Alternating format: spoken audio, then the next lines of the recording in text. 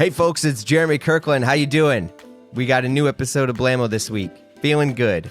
Are we ready for summer to be over though? Good God. It's just so hot. I'm so angry when I'm hot. I'm walking around, I even got one of those dumb things you put on your neck to cool yourself down. That doesn't work. It doesn't work. Plus, I don't know. It's just weird. It's a weird thing. So I'd rather just be hot and angry. But I'm ready for summer to be over. And I know, it's July. It's July. But, I need my sweaters. I need my layers. That's how I get my fits off.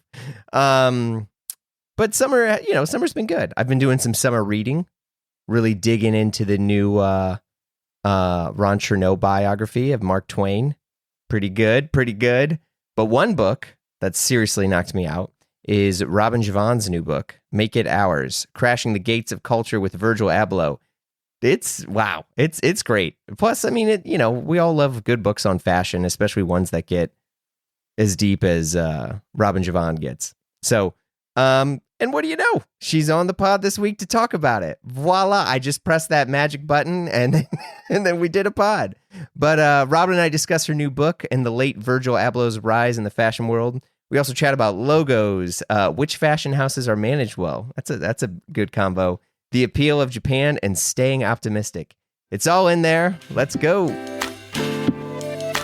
Robin, it is an honor and a pleasure to meet you. I'm so glad you're here. I'm thrilled to be here, and thank you for having me. Yeah, my pleasure. How have you been doing? Because you're probably going through the press gauntlet of this book. Are you worn out yet? No, it's exciting, and I'm thrilled that people are interested and intrigued. Yeah. It's also a little anxiety fueling as well, because as I'm not a parent, but I presume that people are like, oh, here's my baby. I hope the world doesn't think my baby's ugly. No. Yeah, I am. I bet it's probably a little bit different as you're on the other side now, Yes, for sure. But no, the book, I am like at the very tail end of the book. It is a incredible book. I got a galley, and it's been amazing. I mean, and as a person who's followed Virgil's career over the years, I think the thing that made me the most excited about it all, and I think this is something that's a strong characteristic of your writing, is you kind of, I think some journalists will be so impartial in a way. I feel like sometimes it makes it difficult to connect, and I feel like now we're at this age, I don't even know if I'm saying it right, where I feel like I'm connecting more with you as the author, as well as the content and the story of what you're putting out. So it's very nice. Yeah, thank you. Yeah. So, let's jump into some of this stuff. When did you first, decide that you were going to do this book? I'm pretty sure it was like 2022, maybe sometime during that year. Like so many people who sort of watched Virgil, I think there was so much shock when he passed away. Yeah. And that was really striking to me, the degree to which people seem to feel his passing in quite an intimate way. And it also sort of reminded me that when I had been writing about him from, a critic's point of view, that a lot of my coverage of him had been quite critical of his work, particularly the women's wear work. And at the same time, I recognized this incredible passion that people had. And so whenever there's that kind of tension, I think it makes me interested, and it makes me sort of curious and feeling like, okay, there's a story in here that is about more than simply here's a person who created a fashion line and then became very successful. Yeah, I think, you weren't alone in many of the people who are trying to offer honest and fair critical feedback to Virgil as he was evolving and growing in his career as a designer. It is interesting now because I feel like sometimes many people can get a blurry vision because they're so engulfed by the aura of a celebrity. And I often wonder, I'm like, well, how much of this is just by a person who wants to either be in the kind of good graces of the artist, but as a critic, which is what you are, and an incredibly good one at that, I feel like,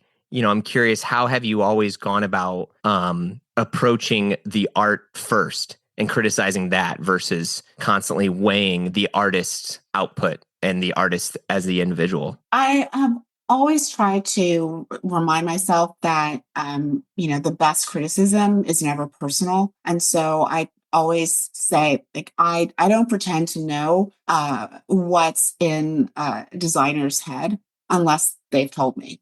Mm. I can only look at their output and understand it in the context of the world in which they introduce it. I can really only understand it in the context of their previous work, in the way that they have tried to tell a story about their brand and what they want their brand to be. I can really only try to my best to understand it in terms of the way that it's received, and if it makes sense to people, if people feel like it's fitting into their life, if it's pragmatic and practical, or if it's just so stunning that it just brings them irrational joy. And like, that is a completely legitimate and wonderful thing for a designer to do. But I feel like if you sort of stick to those sort of rules of the road, then even if you write a really critical review, I think that most designers will still respect that, because you haven't attacked them personally. You haven't sort of debased or disrespected their work. I feel like you have, in fact, given it the ultimate respect, because you have taken it seriously. Yeah. And you've considered it in as thoughtful a way as you can. Yeah, I've, before we started recording this, over the past few days, I went and tried to find and reread a lot of your articles about Virgil's early collections. And yeah, it was it was what you would expect from a professional as yourself, in which it was not about, whether it was belittling where they came from, whether it was calling out a lack of more traditional training, or any of that stuff. I mean, you talked about the output and the product of itself.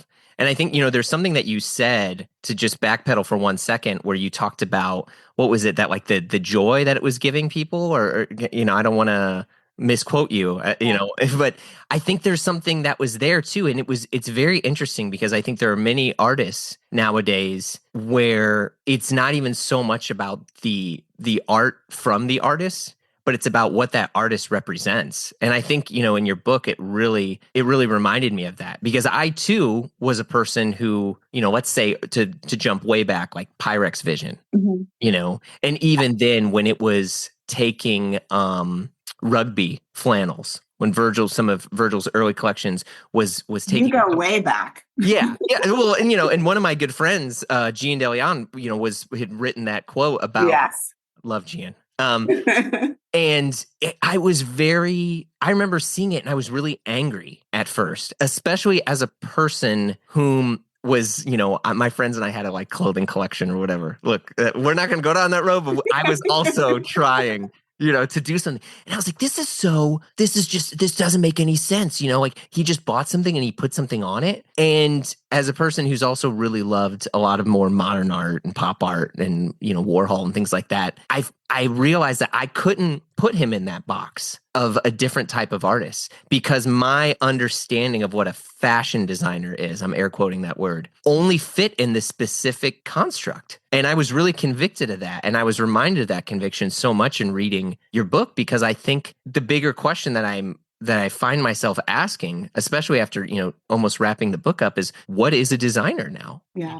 I think that is a big question. I mean, and I feel like we have to really be able to hold multiple ideas in our head at the same time, because I do think that what Virgil showed people is that a designer can be someone who creates a brand, creates a logo, and puts it on a t-shirt, and is able to infuse that logo with meaning. And it doesn't really matter what the cut of the shirt is. It's the logo that has the meaning, and everything that then falls underneath that has meaning to the people who are, who are buying it, and who, look across a plaza and see someone else wearing that same logo and recognize them as in some way connected to them. And, as more of a sort of classic traditional critic, I don't know that I had I didn't have that much respect for that kind of design. Mm. To me, that like I'm like, okay, what are you bringing to the fashion vocabulary? Like, how are you expanding the fashion vocabulary? And even now, I'm not really sure that you are when you're doing that, but you are expanding the things that people value, and you're expanding the way in which they can express who they are. Mm-hmm. And at the end of the day, for me, that is what fashion is. It's, this tool that you can have at your disposal to tell the world who you are, to tell the world how you want to interact with it. And certainly the work that Virgil did, I think falls under that rubric. But I don't think that we have completely lost by any means, sort of that traditional idea of a designer as someone who is classically trained and they know about draping and sketching and tailoring and all those wonderful things. I think it's becoming a bit more of a niche part of the fashion industry as opposed to the essence of the fashion industry. And my heart hurts a little bit for people who are sort of coming up and have like devoted their education to prepping for fashion in that way, because it does feel like that world has shrunk a bit. Yeah, I wholeheartily agree. And I think, because there's two things that you're kind of pulling at for me. And one is there is a reduction of prestige per se in the type of more classically traditional pattern making designer, a person who could sketch, who could do that. But I think in a weird way, there's still that thing is still needed, but that person is not so much a celebrity designer of itself. This isn't the Christian Dior, the Yves Saint Laurent. Now, for some reason, we really prioritize storytellers or vibe curators. The vibes, the vibe. Right. And it's funny because, even now, because I was really wrestling with some of this stuff because I feel like I have this form of like elitism in my head that I'm really wrestling with. And I think some of it is rooted in envy because I don't have that skill set to be this vibe curator, to this person who can empower individuals and give someone a sense of belonging. And what I thought was really sort of interesting about Virgil's approach, which was that on the one hand, he had a great deal of respect for the traditional designer. Mm-hmm. For the ones who, do all that sort of stuff about like creating a vocabulary and saying new things with it from season after season. I mean, this was someone who had deep adoration for a designer like Raf Simons or Miuccia Prada. And they absolutely create things that surprise and like silhouettes that are transformative and all those kinds of things. And he would talk about wanting to share like the shortcuts with his fan base. Mm-hmm. And that was one of the things that, sort of endeared him to them, this idea that he was giving them cheat codes and shortcuts and all those kinds of things. And I completely understand why anyone would want a shortcut. But at the same time, part of what's sort of built into the shortcut is the fact that you're cheating. That you're not going through the whole process that it sort of is supposed to take to get from point A to point B. I mean, if you're taking a shortcut in a road race, right, it means, or the shortcut in a marathon, well, then you didn't really run the marathon. So what does completing it really mean? Touche, yeah. So I think that was always that's part of what made him to me interesting. It's part of, I think, what both caused people to admire him and also caused him to ruffle so many feathers. Yeah, I agree. Because I think one thing that he did do really well, and which you call out a ton, is this sense of empowerment that was given. And a lot of it, I think fashion specifically has, which again, you discuss in the book, is an industry that was designed so much around exclusion, and it was there was a large barrier of entry, financially, or whether it was academically, et cetera. And I think so many people loved Virgil because he was this sort of person who was like, not only am I doing this, but you can do this too. I met Virgil a couple times, and he would always say we, even when it was just him. And I didn't know if that was a way to look bigger than what you are, or if he really did believe that so much of everything he was doing was about empowering him as well as others. There's definitely the skeptic that makes you say, oh, okay, like how much of this was just part of the whole marketing of Exactly. Yeah. like Virgil and the brand and the whole thing. But the thing that puts sort of like punctures a little bit of that cynicism or skepticism is, I listened to this conversation that he had all the way back in like 2008 before he had built anything. And even then, he was talking about mentoring and like sharing information with people. And that's striking because most people start talking about mentoring when they're like well into their career and sort of feel like it's a capstone or just feel like they've accomplished, like a few things and they have something that they can share. And he was kind of like ready to just share the thing that he learned 5 minutes ago. Yeah, it's true. Yeah, I mean, it's interesting because you talked about Virgil's concept of mentorship. To quote, you're like, anyone he admired or was inspired by was a mentor. In your own career and journey as a journalist, would you say, or have you been a mentor to others or been mentored by anyone else? I feel like I cannot say that if I have been a mentor to someone else. I mean, I am always happy to like try and talk to like a student who's interested in journalism or, God bless them, each and every one, or, people who have said that they want to be a fashion critic or they want to write, cultural criticism. I have really benefited from like wonderful editors who have just, have made the writing better, who have helped to shape stories, who have championed my work in ways that, I wasn't even didn't even know about. And if nothing else, I always say to students who I think have really been told, like, you have to go out there and find mentors and think about it in this very kind of formal way. Mm-hmm. Like I've had people send me emails and say, will you be my mentor? And I'm like, I don't know you, but maybe you should look more. Do we want to do this the Virgil way or the traditional way? If you want, just kind of look at everything I did and I have therefore mentored you. I mean, it's kind of crazy, but I always say to them,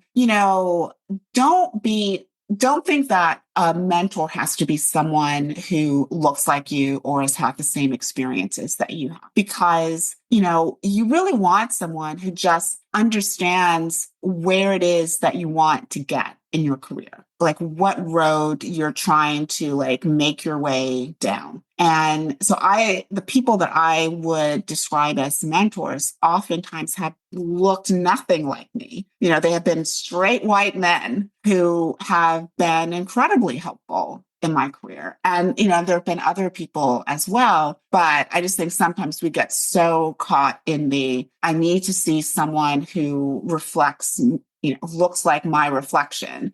And that person then should be my mentor. Yeah, that's great advice. Wait, hold on a second. I am in the middle of auctioning a watch of mine off on Bezel. Just a few more minutes left. Look, yes, your favorite site to buy and sell luxury timepieces of all the heavy hitters from Rolex and Lange and Cartier. I could go on and on and on. They also let you auction your own watch on their incredibly safe and secure marketplace.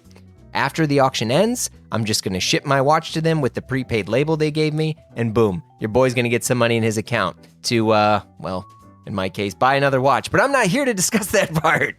I am trying to tell you why I use Bezel to buy and sell and now auction all my favorite watches. Check it out. Finish the pod first, but hey, look, I get it if you want to hit that pause button. So visit getbezel.com and get nuts with your next favorite timepiece. That's getbezel.com. Shop the nearly 25,000 luxury watches on there, and rest assured your purchases are authenticated by Bezel's team of experts. And psst, if there's something on there you're not seeing, you want that ultra rare Lange or that CP Cartier, just hit up their concierge and they will source it for you. They're real people and they'll talk to you and they'll find that dream watch for you. So visit getbezel.com. That's getbezel.com. All right, back to the show.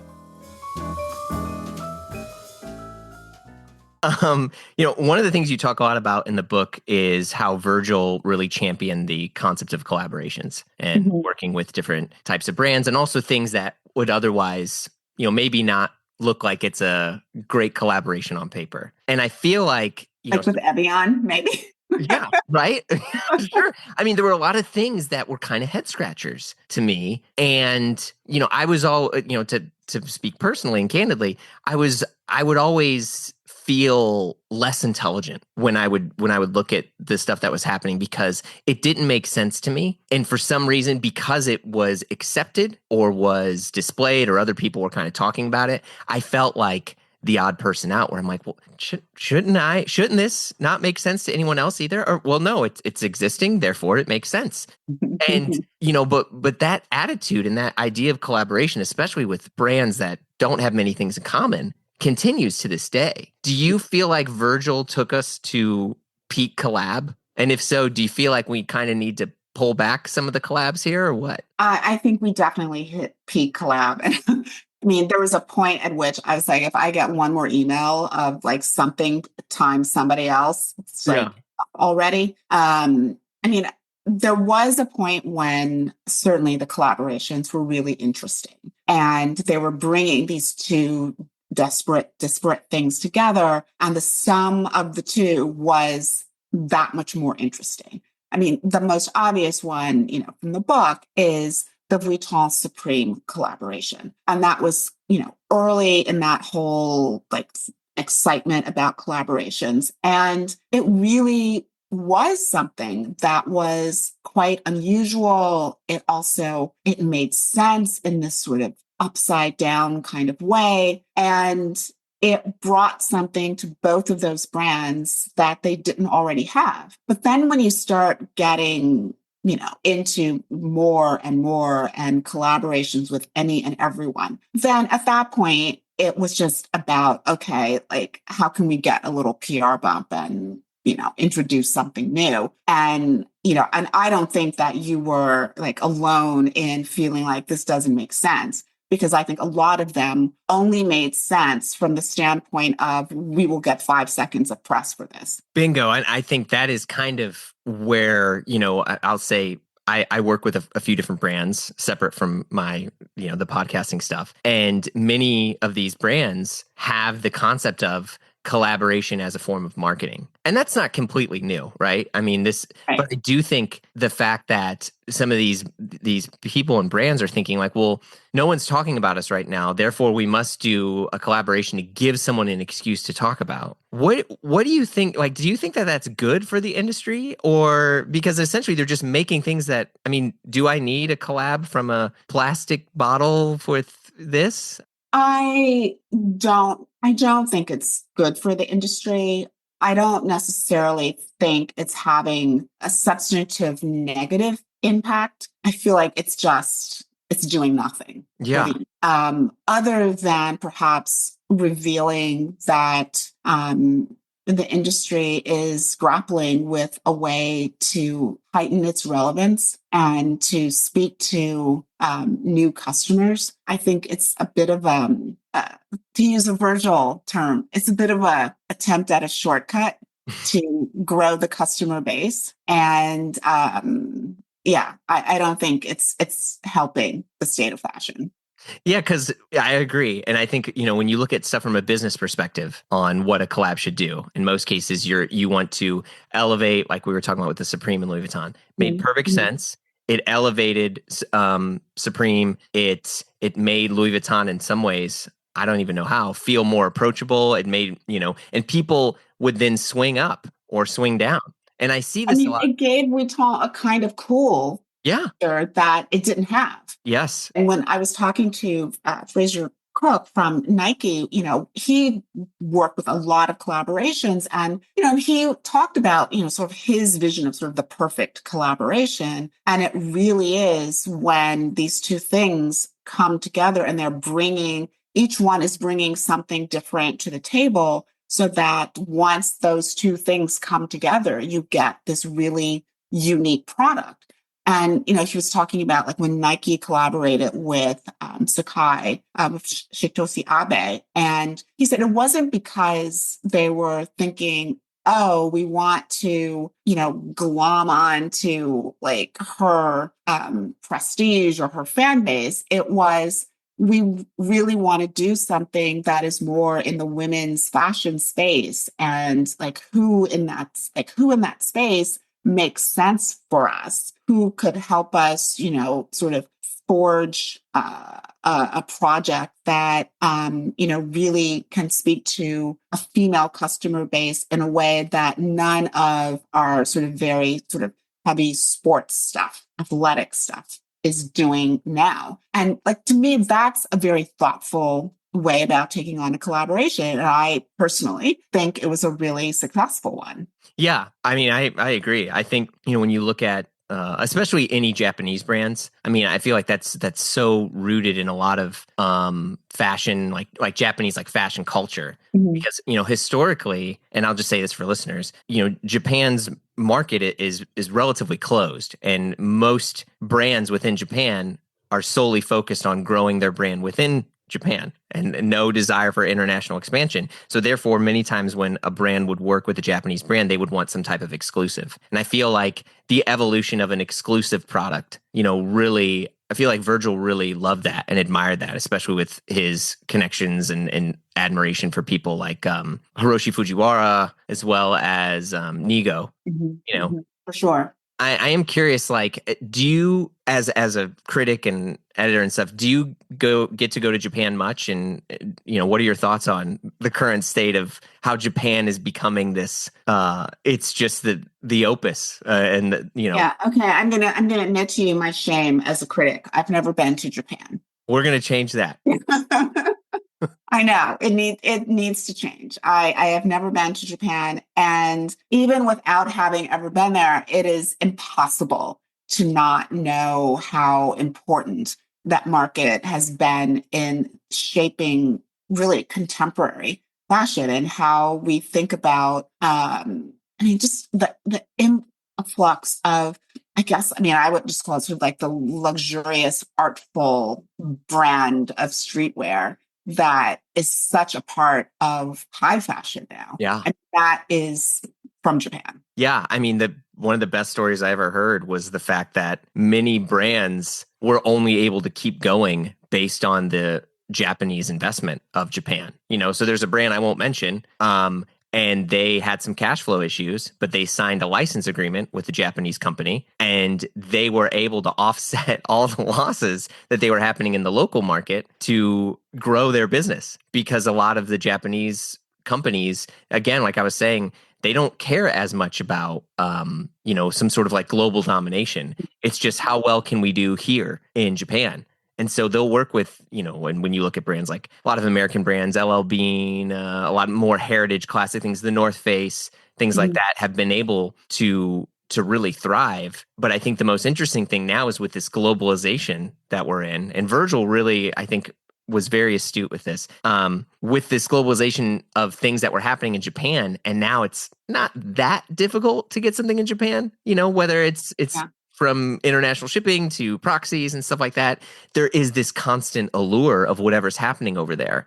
Feels a little bit more special, which I think is elevating many local brands here, from Merrill and North Face and LL Bean. I mean, I don't know if you saw the LL Bean Japan pop up in New York. I mean, what's so interesting to me is like when Virgil was in those sort of formative just designer years. I mean, one, being able to travel as much as he did, yes, very incredibly exhausting, but it was such a gift because it gave him such a breadth of sort of what is not only out there, but what people are interested in all around the globe. And it was also I think, this kind of exceptional time when you couldn't get everything everywhere, Mm-hmm. but you could still be online and connect with anyone anywhere. So it was this kind of thing where, you could have these conversations with people from, thousands of miles away and feel like you're having this intimate relationship. And they could at the same time show you something or tell you about something that you just never heard of and that sounded so like fantastical, because just everything wasn't so readily available everywhere. Yeah, I agree. And I think just also like the access of information. I mean, he was a designer, and you talk about this a lot too, where it wasn't uncommon to get a response from Virgil in a DM or a Tumblr share. And I think historically, it is very uncommon to get a response from a prestige, elevated sort of fashion designer. Absolutely. Do you Absolutely. do you feel that other designers took notice of this and have tried to make themselves or appear to make themselves more available in an effort to, be more approachable like Virgil was? I think they took notice. I think that in many ways, probably like the biggest lesson was that they are more online, and their online presence is a bit more informal and feels a bit more intimate. I don't know that anyone has gone as far as to have those like DM conversations with people and randomly inviting them to a show. I think that was, pretty extreme. But I did talk to designers who, when I talked to Willie Chavarria, who, said to me that like, he was a critic of Virgil's fashion work, but he also really admired the impact that Virgil was able to have on a community of people, and said that he admired that to such degree that, it made him feel like that's what he wanted to do, that he wanted to be able to connect with a community in that way. So I do think that there was some inspiration there and there was some impact, but, I can't really think of anyone who is diving into social media with the kind of like just glee that Virgil seemed to. Yeah, and I don't know if it's because they don't have time because they're doing other stuff, Mhm. or if it's a purposeful thing. Because I do think, again, the such a strong theme that Virgil communicated was this concept of empowerment and letting people see themselves in him. I mean, and that's why we love the concept of a celebrity anyway. And I feel like, I don't know, maybe Pharrell, but even then, I don't know if Pharrell is all over the place. Mhm. I don't know if obviously he did, take over from Virgil with Louis Vuitton, Yeah. after the Kid Super, whatever that happened with that. But like, I don't know. A part of me does miss this sort of random text screenshot sort of thing that just makes me feel like, yeah, you know what? Maybe I could be there someday, or maybe a person next to me could be that person someday. I don't know. Yeah.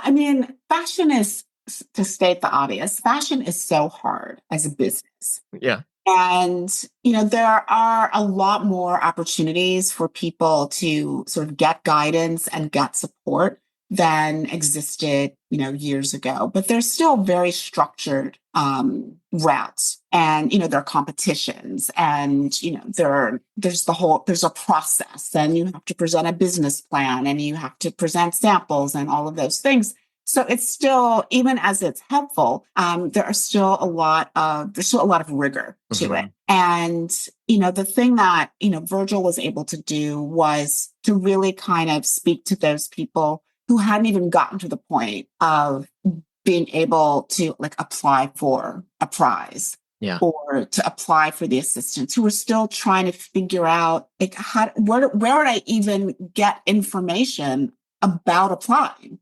It's true. So, and for a lot of people, like that's a huge thing. Like I, would get, emails from people who were interested and they want to be a stylist. I'm like, great. I couldn't begin to tell you how to become a stylist, because every single stylist I know became a stylist through a different route. Mm. And you can't go to college and major in styling, as far as I know. Yeah, I don't believe So, so. I think you're right. Yeah. right, so I think Virgil was answering like those questions that just kind of like I don't even know where to begin. Like I am so far outside of this industry, I don't even know where the front door is.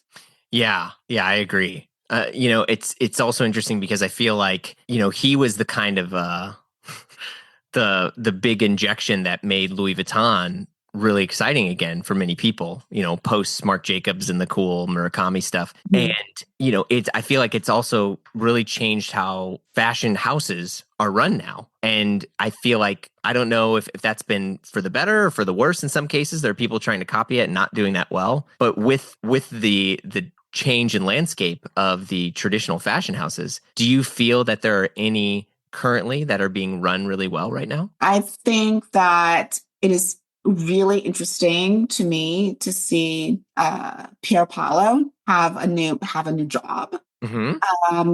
I think it's great that Alessandro Michele has continued to excel. But you do feel like there's this musical chairs, like there's always the musical chairs. Yeah. And once you kind of get into that circle, then you're sort of seemingly always up for the next job whenever a job opens up. And so when I think about a company that is like been run well, my idea of well is okay, do you have a really wide aperture for all the different kinds of talent that's out there that you could bring in that could really like be like jet fuel for your brand? I mean, I feel like they get so stuck on known entities Mm. and known for a very specific thing that they are overlooking a lot of other entities that have incredible talent and appeal, but maybe in just a somewhat different way. I mean, that's not my sort of sneaky argument for DEI, the infamous DEI, but it's just an argument for, the best brands are built because people take big risks and take big swings at things. And because they're, open minded to like new ways to reach customers and all of those kinds of things. And I say that like I've ever run anything. And of course I have not. But so I'm still looking for, the brand that is running in that way. Yeah. I mean, I also think what you are talking about makes the concept of fashion criticism and a critic more essential than ever, more important than ever, because I'm a person who lives in the algorithm. I Mm. read a lot of traditional news outlets. I read a few different blogs. I participate in them, but I still rely on people that I admire to show me things that I may have overlooked or need to re-examine. And I think specifically in fashion, I can't think of a single brand that I've ever gotten into just on my own. It's always been a person that I admire or respect that said, Has "Hey, led me there. why don't you look at this? I get that you like this. Why don't you check out this?" And I think that is, why it's so important for people like yourself and others to be, helping us see clothing and fashion in a different way. That's very kind of you. And when I think about, I feel like in some ways, fashion is in this sort of period where it's got this group of designers, and it hasn't gotten tired of sort of playing with that group of designers, like that group, like those are the toys that they're really Yeah. into right now. Because as you were talking, I was thinking about like some of the designers who like really sort of exploded fashion and kind of turned it upside down. And I thought, okay, going back to like Tom Ford and Gucci, he was not a star designer. He was like, last guy standing, or, the guy standing over there in the corner, and like the collection, the house is falling apart. And well, like we might as well let him do something because the house is falling apart. And, he upended fashion and sent it on a completely different trajectory. And again, at Gucci, I mean, Alessandro was the longtime employee in the design studio, and he gets an opportunity and has this truncated amount of time to produce the collection. And he puts out something that, again, gives us a completely new way of thinking about, fashion and this vocabulary and this like more is more and pull from like a multitude of centuries and niches. And it's all like thrown in there in this magpie kind of fashion. And I think of Pier Paolo, right? I mean, he was, again, another person in the design studio. And what he was able to do at Valentino, along with Maria Grazia when she was there, was absolutely breathtaking. And so it seems like fashion is in this moment when it's not ready to go and start looking in the chorus to see who might be the next star, because it still just seems to be very captivated by the current set of stars and just is like moving them around the stages. Yeah, and it's so much of it is just marketing. I mean, it's which I don't know, isn't that exciting to me, especially when it feels like they're all competing in the same outlets, where it's just whatever can dominate my timeline or news feed, or and while look, I love it in the sense that I get to see these things all the time. I don't think that my mind is growing or being opened up. Yeah. Because I'm like, oh, I guess I'll see what this designer's doing, or what Hetty's going to do, or what. And that, I mean, to be honest, that's for why I love Japan so much, because it's a place that is very into the rest of the world, but it still doesn't prioritize the entire world, And I think it's a something that I like a lot, and it kind of helps me detach from this accidental, like, just mass news culture thing. Yeah. And I'm especially that's masquerading as art, and that would be a really blunt criticism, but I wonder if that, I mean, maybe it's just a coincidence or it just had to be that way, that Japan was really where Virgil made his first impression on Michael Burke, from who at the time was at Fendi, but eventually went on to Vuitton. And and I don't know, it was an interesting moment. And I don't know if it was particular to Japan, like it could only have happened in Japan. But and also when you were talking about the marketing, I just kept thinking, yeah, Virgil was like a marketer supreme. he was. I mean, and I think a lot of the stuff that inspired him was stuff out of Japan. But the interesting argument, and I say this contradicting myself, is Japan is also very closed in who it lets exist in terms of the larger, I'm air quoting, brands in Japan. You never are going to have any issues of like Strasburgo or United Arrows or Beams or any of these companies going on sale before the other ones, because essentially they all meet and they say, hey, we care about each other. When should we go on sale? Well, we're going to go on sale on this date. And everyone kind of agrees to it. And in the US, that doesn't happen at all.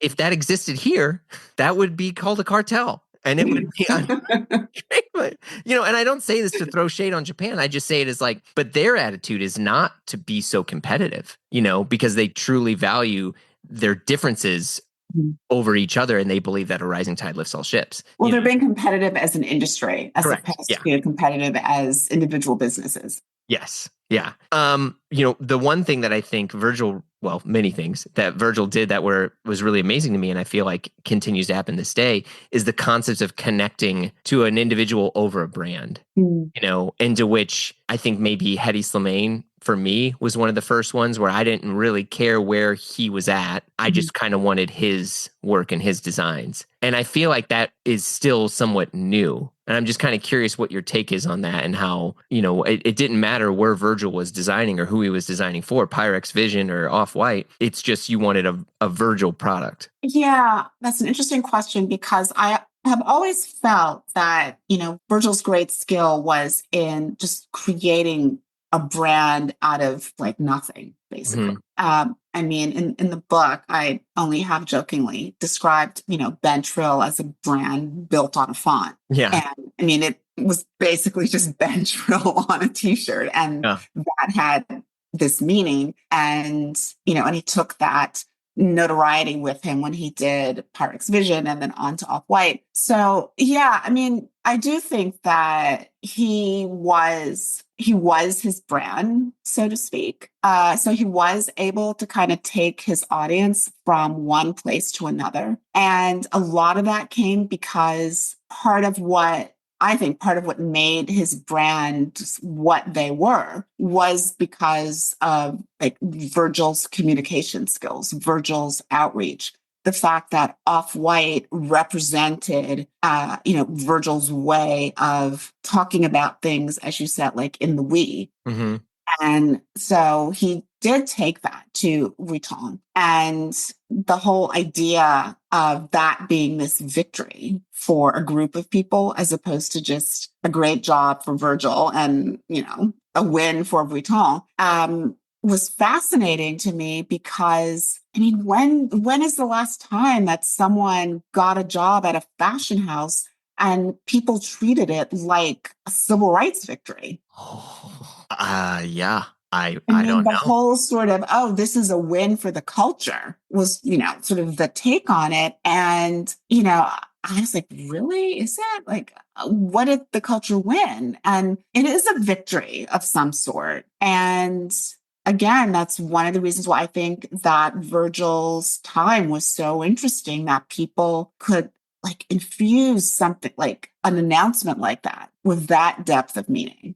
Yeah. I mean, do you think someone like Oswald Boateng would have been as impactful as Virgil was if social media existed at the time? I like to think so because I think Oswald is so extraordinarily talented. Mm-hmm. But, if it's a perfect storm of timing, context, and person, I don't know that Givenchy has the same kind of resonance as Vuitton does. I mean, Mm. Givenchy is still like very much a house rooted in clothing and ready to wear and couture. There's something that is much more accessible about a brand that is still really about bags and luggage. Mm. Many more people can participate in that. Like you don't have to be a certain size in order to participate in Vuitton, versus because you can just get a bag. You don't have to fit into the clothes. And certainly Oswald has a very different temperament than Virgil has. But I think if the timing had been different, I think if he'd had the advantages of social media, I like to think that it could have been as big of a deal. Yeah. I mean, I Certainly believe so. more of a deal than it was treated when he was actually at Givenchy. Yeah, because it kind of makes me wonder now who will be the next kind of Virgil in the sense, I'm air quoting that term, in the sense that, yeah, people look at their accomplishments as victories of their own personal victories. I don't know. Even across other industries, I'm not really sure what that would be or what that looks like. Yeah. When I think about somebody like Edward Buchanan, who was at Bottega Veneta, I mean, that was such a different time. And he got, just very, very limited, sort of kudos for that. But there's also something I think quite lovely about the timing now, which is, as you said, I think if someone like Sergio Hudson or a Grace Wells Bonner, got sort of the big job, I think it would be deeply meaningful. But at the same time, I think they would be kind of allowed to sort of just celebrate it as I got this amazing job of my dreams, perhaps. And they don't have to carry the weight of the greater meaning, or at least they don't have to carry so much of that weight. Yeah. Yeah. Because it also makes me look at how I evaluate what makes a designer successful or not. And I think in my head, I Mhm. evaluate a successful designer based on the reach and impact that they're having, whether it's how many outlets, how many items that they're touching, how many, not so much about is what they make good every single season. Yeah. And Yeah. I think especially from reading the book, it caused me to kind of think more about like, well, are there designers now that I feel like are just wildly consistent that are always really good? Mhm. I mean, I don't know. I like Lemaire stuff a lot, but I often feel like it's this like proximity bias too, because all my other friends are like, Lemaire's the best, Lemaire's the best. I'm like, I guess Lemaire's the best, but I won't lie. I don't own any. Maybe Yeah. I do. I don't think I do.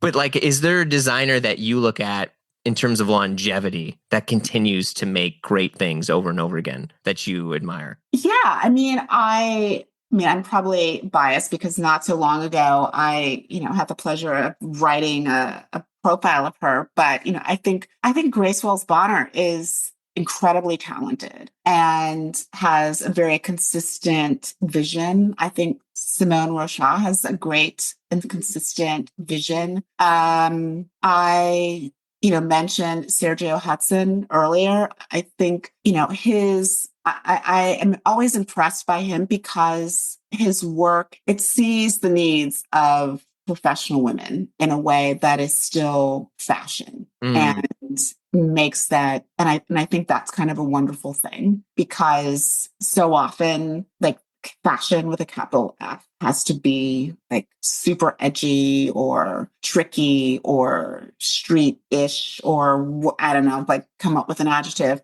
Yeah. And so I like that his work has kind of a straightforwardness to it that is still interesting. I was talking about Pier Paolo earlier, and I'm a huge fan. So I can see why he is always in the mix. I don't know that there's anyone who has like a more beautiful sense of color. And I mean, his color palette is always just absolutely extraordinary. And I just feel like he has a really open-armed embrace of beauty, which is sometimes hard to find. Yeah, I agree. I think there's, for me, I always look at a designer where it's like, is the stuff that I'm seeing like, a lot of designers they'll have maybe a similar rubric or pattern that they want to push things for. But then there's always a couple other things that I'm like, yeah, maybe I should reconsider how I'm wearing this. And I always think Jonathan Anderson is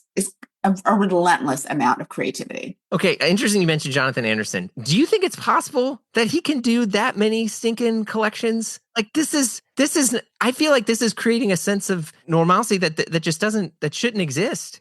No one should be doing that much stuff. I hope he can. I'll put it that way. I hope he can. I don't think that, I think, there was that brief period at the very beginning of COVID when fashion had this sort of come to Jesus moment when everything shut down. Mm-hmm. And in that moment of quiet, practically every designer went on about the relentless pace of the industry. Retailers were lamenting the pace of the industry. Editors were lamenting it. Everyone was talking about it was just too much stuff being created too fast. It was overwhelming. We need to slow down. Less is more. And for about 2 seconds, things slowed down and less is more. And then immediately, as soon as it was possible, everyone leapt right back on the treadmill. It's true. So, and it's just nuts to me. So I don't think he should be doing that much, but it seems to be, it is once again fashion's way. Yeah. Yeah. I mean, I don't know why this hasn't happened yet. And maybe it's because of the capitalist machine or whatever someone wants to say. But I really liked the idea. For a while, it looked like we were just going to get, collections, I'm air quoting, which was like, it was a whole year and that was it. And it's great. And you can still make other editorials and things from it. But, and maybe it's just, maybe I'm the lazy person or the person who's trying to turn off or have some sort of other type of life, where it's like people need a break, right? But that's my perspective. Well, and part of it is because of, certainly like the fast fashion cycle caused a lot of this. Retailers caused a lot of this. The idea of the drops happening randomly and with rapid pace. Yeah. And this part of fashion that really was not built to move that quickly, decided that it needed to move that quickly in order to keep pace. Yeah. I hopefully will go back, but I would be shocked if that actually. Oh, it's never going back. Well, Robin, It was a huge pleasure and honor to chat with you. Before we wrap, is there anything you want to add or mention or discuss that I didn't bring up? The only thing that I would say, and when I posted a little video when I got like that box of finished books and I got to like see them all there. And I read a little bit from the acknowledgments. And I only want to say this because when I started talking to people about Virgil, and so many people would start off with, he's such a nice guy. And in the acknowledgments, I was like, okay, as a reporter, I'm thinking, okay, enough with the throat clearing. Let's just get like to the point. And for a lot of people, his temperament was part of the point. And what I walked away from, like the reporting, really sort of like holding on to was this comment that Virgil had made about choosing optimism. And, it wasn't about being naive. It wasn't about like overlooking the hurdles and the problems or anything like that. It was just like, I'm going to choose to be optimistic that like I can do it, or I can find a solution, or I can figure out how to work around this hurdle. And I just loved that. And I just loved the power that is inherent in just sort of deciding I am choosing optimism. And I feel like in this moment, we all need the power that comes with choosing optimism. Oh, it's beautiful. Well, thank you. Thank you. It was a huge pleasure to have you on. Thank you for having me. It was so nice. Yeah, congrats. You've been listening to Blamo. Our show is produced by Blamo Media. We're edited by Amar Lowell, and our theme music, as always, by the mysterious Breakmaster Cylinder. If you like what you heard, you know the drill. Share the pod with a friend. Leave a review on Apple Podcasts. Give us 5 stars or thumbs up on whatever other thing you're listening to us on, whether it's Dingledorp or Bing Bong, whatever it's called. But you can also follow us on Instagram for all the hot content. If you want to talk to us and give us your hot take, we'd love to hear from you. You can send us an email at info@blamopod.com. Last but not least, super ultra important. If I had a air horn, I would press it right now. You got to come and join us over on Patreon, because the fun never stops over there. Look, the live show, the free show, whatever you want to call this, we take breaks here and there, but Patreon, it never stops. And we also got exclusive shows like Die Workwear, hosted by Derek Guy and Peter Zotolo, and the Triple J Show, hosted by yours truly with John Moy and Gene DeLeon. There's just a ton of stuff over there. So check it out at patreon.com/Blamo. If not, no worries. We got hundreds and hundreds of free episodes in the feed, and more to come. So we will see you all soon.